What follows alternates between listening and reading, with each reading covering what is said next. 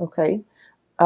Moving from one very, very oppressive regime, or like getting out from under a very oppressive situation, and then charting a new territory. And the reason why I say this is we have here the Hierophant. This is like a situation where somebody has to give a part of their harvest, a part of themselves, a part of whatever money they make, paying tribute to somebody who has that sense of entitlement. Like, you know, they're either ruling over you, and they're like, okay, you have to do it this way and only exactly this way. Or you have to, you know, on a monthly basis or on a yearly basis, pay your tribute to another person. And that was just the way things were. That was like the rule of the land, or that was like the law of the land. And no one dared to question it, okay? So like somebody's taking, I feel like, either your energy, your financial resources, and you felt like this was the only way to do things, okay? You never question the established order. The Hierophant is greatly about institutions, long-standing institutions that have been in place for a very, very long time. They're very rigid, very resistant to change. And because they've been around for so long, they might not be relevant in present time, but people don't question it because it's thought of as, you know, this is the way things are, and this is the way we've been doing them for hundreds and hundreds of years, and this is the way things are going to be. So no one dare to really question it, okay? But it creates, I feel, a very oppressive atmosphere, and it creates almost like an unfair sense of balance when it comes to I almost feel like the poor giving to the rich. And I almost feel like, you know, whoever's on top is exploiting the situation and exploiting the fact that others have to pay homage or have to pay tribute out of their own pockets in order to gratify somebody else on top. And so it creates a situation where things are very, very unbalanced. And if we're not talking about this in terms of, you know, financial resources, we're talking about energy. We're talking about, you know, spiritually, you're very drained, okay? This was a very oppressive system. Whoever is writing you, whoever is like ordering you around, or I also feel like whoever has been, I'm sensing, you're working under even. And then I'm also sensing as well family obligations, okay? I'm also sensing like expectations from people just because by virtue of being your family, they feel like they have the right to, you know, dip into your financial resources. So I definitely feel in a way you guys might have been subsidizing a situation that really drained you financially, emotionally, spiritually. You were not happy. You were not happy. And you were trying to find a way out, okay? How do I maintain this? So if we're looking at, this is the Four of Pentacles. If we're looking at it in the traditional Rider-Waite deck, it's the guy holding the pentacles, one on his head, two on the floor, and then two on his hands, right? He's grasping and trying to protect everything that is his. And he's looking at this mountain and he's like, I want to get on top of that mountain, but at the same time, I want to carry all of these resources with me. I want to carry all of these things that matter to me with me. How do I do that without, you know, how do I successfully do that? Because if you look at all that overgrowth, right, and if you're trekking through the forest trying to get to the mountaintop, you're going to need your hands and your feet to be free so that you can pull yourself up if you happen to fall, so that you can grasp at branches and trees to kind of like help you hoist yourself up to the top of the mountain. And you're not able to do that because you're holding on to earthly things. And I feel like this is a situation you've been pondering for quite some time. You know, I want to get on top of the mountain, and what is really holding me back? What is really preventing me from making that move? What is really, you know, stopping me from taking that first step? So you've been thinking about this for a long while, trying to trek to the mountain, but you're not really making any strides. And I feel like what's preventing you, or what's really hindering your path, was this. This is the Nine of Swords, okay? This is sleepless nights. Getting nightmares, overthinking, overanalyzing situations. But I also think of this card as like constantly thinking about worst case scenario, dwelling on the negatives, and the negative thought patterns. A lot of the times they turn into self-fulfilling prophecy. Okay, so it's sort of like you're in your head thinking about, how do I successfully get on top of that mountain? And rather than thinking about and focusing on logically, step one, I need to do this. Step two, I need to do that. And step three, I need to, formulate some type of plan. And I feel like for many of you, this process, this is like a lot of thoughts, okay? Each sword stands for like a mental thought. And I feel like for many of you, you've been mired in this situation where your demons are getting the best of you. You're thinking about problems rather than separating. Each problem exists in its own little bubble. But rather than thinking, some of these problems are outside of my control, some of them are not, and the ones that are not outside of my control, I really should focus on that. I feel like you're conflating, or you're mixing and mixing all these problems together, and they become this really embedded, right? This sense of embeddedness, all stuck together, all causing you a lot of anxiety, all seem very, very daunting. It's like, how do I get to the top of the mountain when I'm only at the base? And so as soon as you feel inspired, you're like, I'm going to do it today. Something happens to hold you back. And a lot of it is these, self-limiting thoughts and beliefs and thought patterns. And I feel like you are making mountains out of molehills. You're making a situation a lot more daunting than it has to be, mainly because you're not looking at problems in isolation. And what I mean by that is, let's say, first of all, you have a big plan that you want to get off the ground, right? The first thing that people logically that we should do is think about how much overhead costs, or how much costs, is associated with this. So that means you might need to do some preliminary research to figure out what your budget is and how much this project is going to cost. Okay.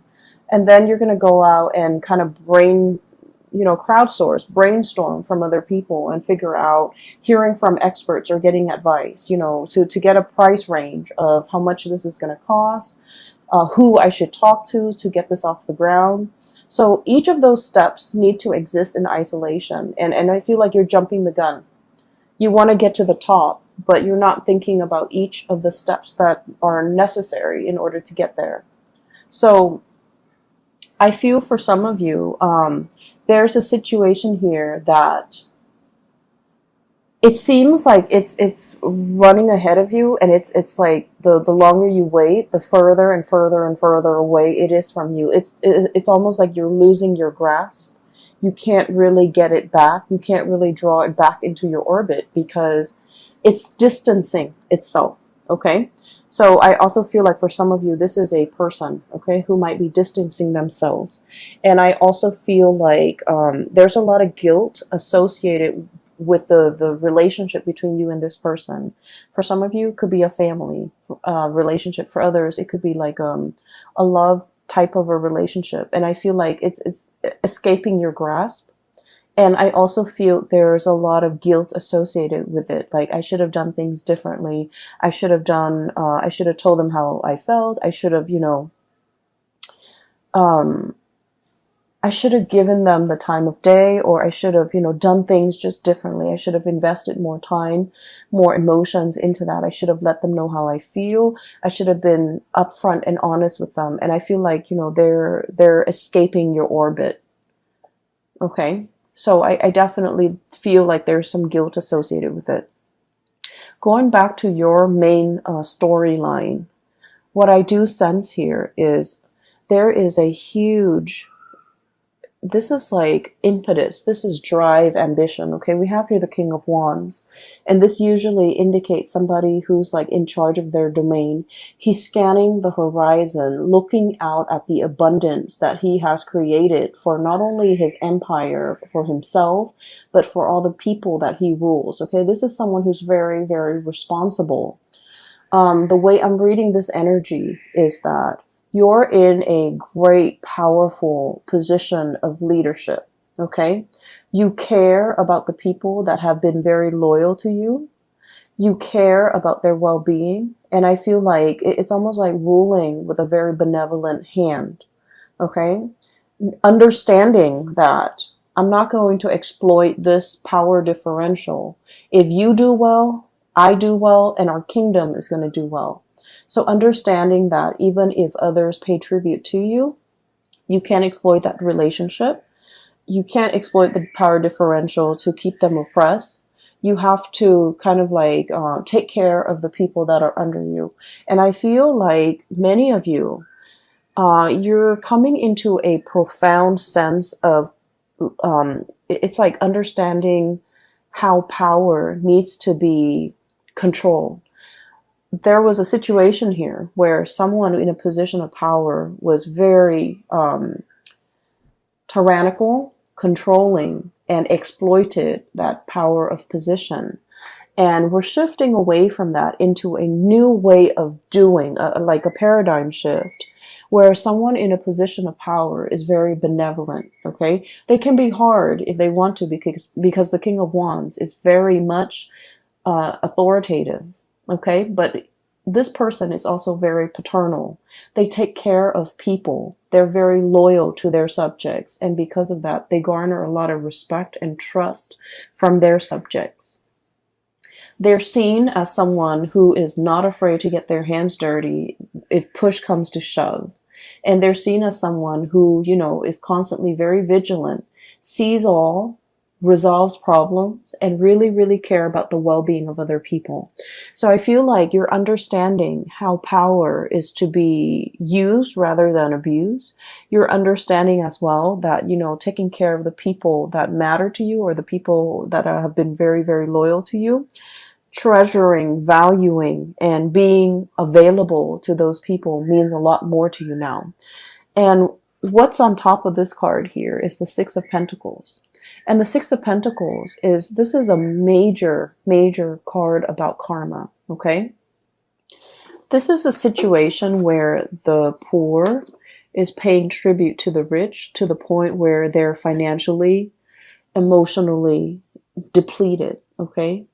Giving to a situation where you're no longer taking care of yourself. You're just going to work. You're just getting through life in order to have the resources to pay that tribute. And now we're coming into this sense of like total rebalancing of karma, the karmic scale. Things being done the right way, okay? This is like giving back to the community, giving back to others, giving to others who are less fortunate. And this is also, it comes with a paradigm shift where we're understanding the importance and the necessity of, you know, being a benevolent ruler.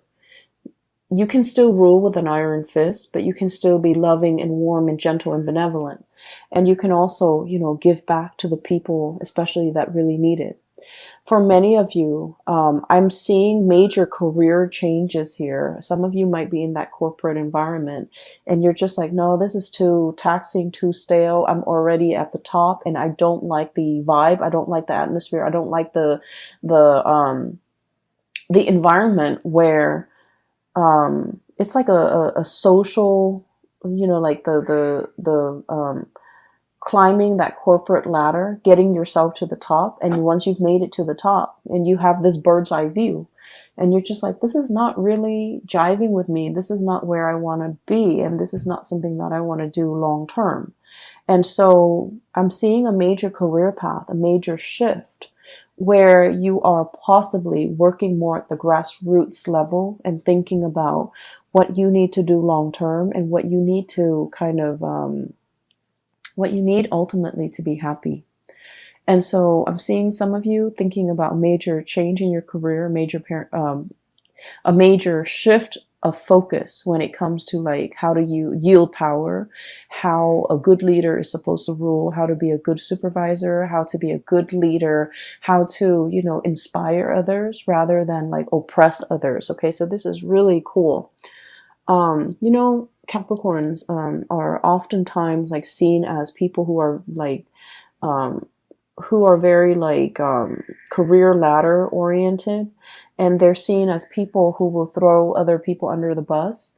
If, and I've heard this, okay, and this is not something that I believe about you guys, Capricorn, but I feel like in the spirit of, you know, ambition, like in the pursuit for power and wealth and prestige, we're all capable of throwing other under the bus in order to get what we want.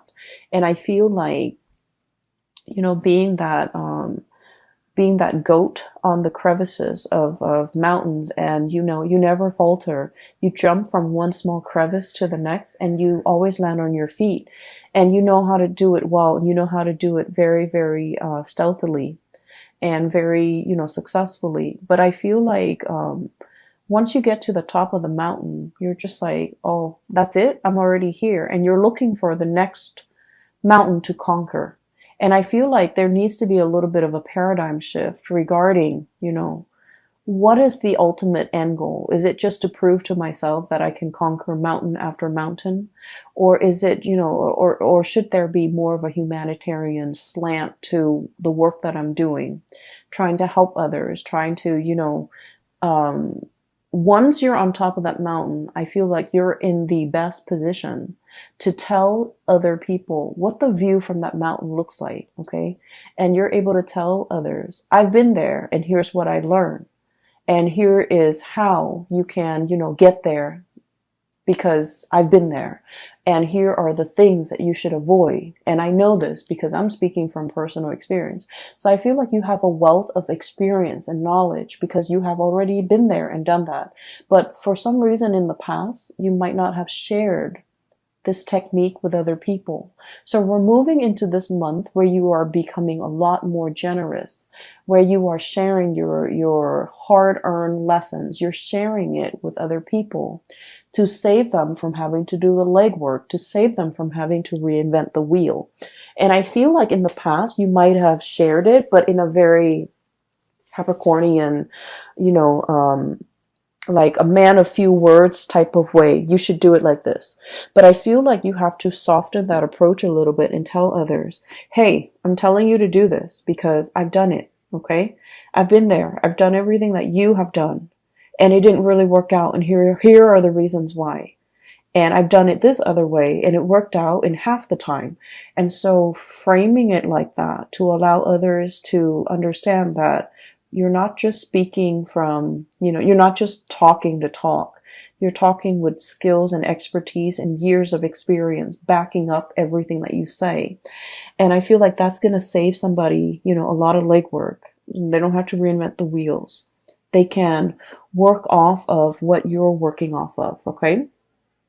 I do feel for many of you, there is a situation here in your life, a very long-standing relationship that might have gone a little bit sour, okay?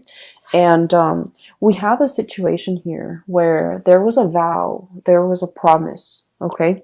And the promise was kind of like to death do us part. Okay, the promise was for partnership longevity. For some of you, this could be somebody that you know, you have known for a really long time.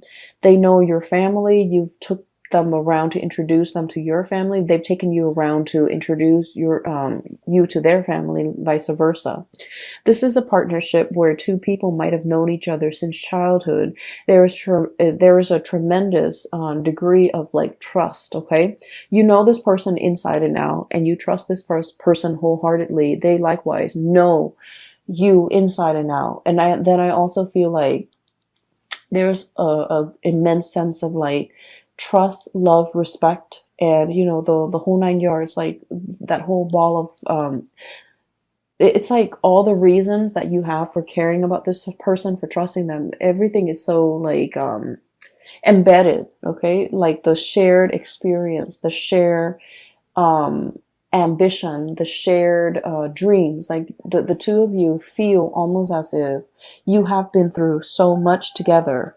There might have been a recent breach in trust. There might have been a situation where I feel, Capricorn, somebody is either living with a lot of guilt. It could be you, it could be them, over something that was done. Okay. And I feel like it's sort of like, you know, there are so many reasons why the other person trusts you and you trust the other person.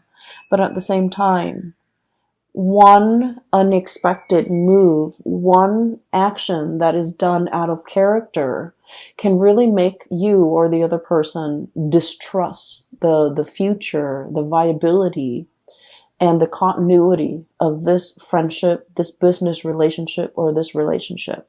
So I feel almost like there was something that was done in poor taste, in poor judgment, and it left like a bitter taste in somebody's mouth, okay? And things can never go back to the way they were. It's like everything that was said was said. You can't take back words. It's like, the water from the chalice, from the cups have been spilled. And the other person might be the one walking away, and they're just like, I don't want to fix it. It's already spilled. I'm not going to go downstream 2 miles away to refill those cups. I'm not going to trek up the mountain to the clearest spring to fill up those goblets, okay? So I feel like there was a situation where it can be fixed, but somebody, you or the other person, is like, I wash my hands of this. I'm not putting any more time in it, and I feel like it's leaving the other party very, very, very sad, very upset. And it's also this sense of overwhelming acceptance, okay? Like, oh, it could be fixed. They just didn't want to. And I feel like that says a lot, okay? But I feel in the wake of this, people leaving so new adventures can await for you, so that new boats, new ships, new people can be coming into the picture. And so while this has happened, and it's not something that you want to happen because you guys are very, very, I almost feel like you're scorpionic in the way that you value relationships, especially relationships with people that you have known your whole life, okay? You are a clinger as well to friends, lovers, past relationships where you really, really know the other person, okay? That sense of like being comfortable with the familiar, okay? I feel like a lot of people are in general, but I feel like it's more so with Scorpios. I feel like Scorpios, Leo, Cancers. And then I'm seeing that here with you guys. And what that denotes to me is out with the old, in with the new. And I feel like I feel like there's a situation here where you kind of have to reassess. Just because it's familiar doesn't mean it's best for me, okay? Because there are whole lands to conquer. There are whole territories and new areas that I can, explore. And so wanting to, I feel like, lay the past to rest and just starting your life over, I feel like that's going to be tremendously, it's going to bring a lot more prosperity for you. So you end up with the two best cards in the deck. Okay, we have the Fool. And the Fool, this is the imagery that came up earlier. And it basically denotes, no longer being tied to something, no longer being bound in a situation that's not good for us, and embarking on a new journey towards something new. And I feel for many of you, I'm seeing that white marbled mansion, and the marionette or the scarecrow is walking away from it. So I feel like there was a situation where it was comfortable, it was cushy, it might have even been safe, a marbled house. People can shoot, people can throw stones, but you're locked inside that marbled mansion, and there's enough space to roam. But the marble mansion can also be like an imagery of like that ivory tower, somebody who like learns things in a very intellectual way, but they were never given an opportunity to really put theory into practice. And I feel like you're finally breaking free from that ivory tower or that ivory marble mansion. You're no longer living in that sense of like comfort and familiarity. You are exploring, branching out, putting out fires. I feel, there's that volcano in the background. So it denotes to me like being in a situation where you are putting out fires. You're onto more exciting things. And you're taking everything that you have learned from the past And I feel you're in a position where you're teaching people. You're telling people, here's what I did. It happened to me once. Here's what I did and how I got out of it. And I also feel drawing from past experiences, rewarding those who have been very, very loyal to you, and being available for people that are available to you, that make time for you, that have been really good to you. And then I'm sensing as well, I'm getting a lot of ancestral karma coming through, okay? And I feel like, spiritual guidance, especially from grandparents that have passed on, I feel like there might have been a situation here where it's almost like being in a house, like being in an environment where your grandparents lived in this small town, right? And this is just an example, but I'm feeling it very strongly. Grandparents lived in this small town, gave birth to mom and dad. Mom and dad met and also stayed in that small town. You were born, you also stayed in that small town, and then you start to sense this, you feel this overwhelming sense of like, there isn't enough here for me. I'm a big fish in a small sea. I need to develop to the best of my capabilities, and there isn't enough here for me. And then I'm also sensing as well, if you're in that situation, you're in a very good place because now you have new energy, exploration, okay? Doing something different, not knowing the destination, but knowing that I'm leaving the past behind because it's not enough for me, okay? And then I'm also sensing for some of you being in a situation where you've had to help out parents, okay? It's almost like ancestral karma, right? And here's what I'm sensing. Oh, Capricorns. So here's what I'm sensing. It's like mom and dad might not have made the best choices. We all make choices based on what we're given, based on our environment, based on our education level, based on our own sense of awareness. So this is not to knock the decisions other people make.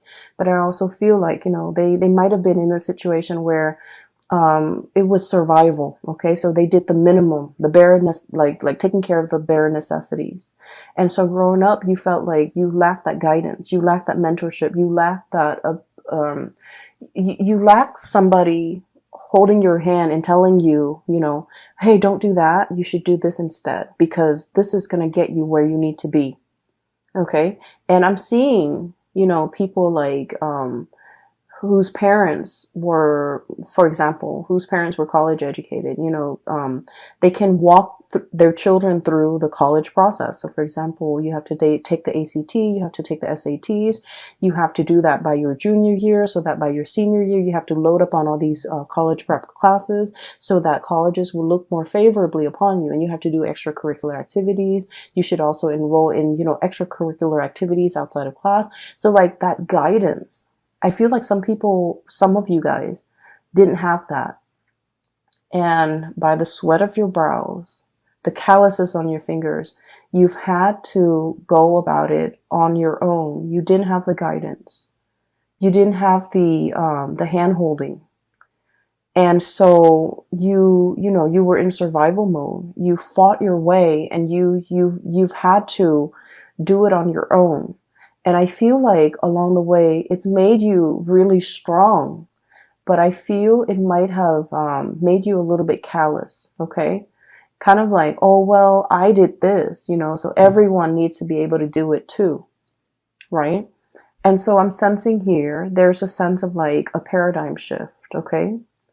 The people that have the privilege, either through parents, through proper guidance, or through the sweat of their brows, whoever makes it up first to the top of the mountain is obligated, no matter how they got there. Whoever makes it there first is obligated to give advice, give guidance to others. Here's how you do it, and here's what I did, and here's what I did that worked, here's what I did that failed, okay? So I feel like it doesn't matter how you got there. Whoever gets there first needs to kind of like pay it forward by giving other people, you know, like the lay of the land, pretty much telling people what they should do. So I'm sensing here a big spiritual karmic energy. It could be ancestral karma that needs to be broken. It could also be, you know, a paradigm shift where we're not doing what we did before. We're opting for a new path, a new way of doing. Because what we did before, it worked for us, but it also made us a little bit calloused. And we don't want that, okay? And then I'm also sensing we have this tremendous sense of like breath of fresh air, you know. His hair is blowing in the wind. He's a leader. There's a whole caravan of people following his lead because they trust him. And so you're thrust in this position where you're going to be exalted. You're in a position where people trust you. They value your, and you know, he's leading them. He's leading the whole, you know, Oregon Trail, whatever you call it. He's leading the whole exodus into this new land, right? But look at the way he's dressed. He's not like a king. He's not a ruler. He's not a tyrant. He's not like an emperor. He's dressed like the regular lay person. And there's a sense of humility associated with it, okay?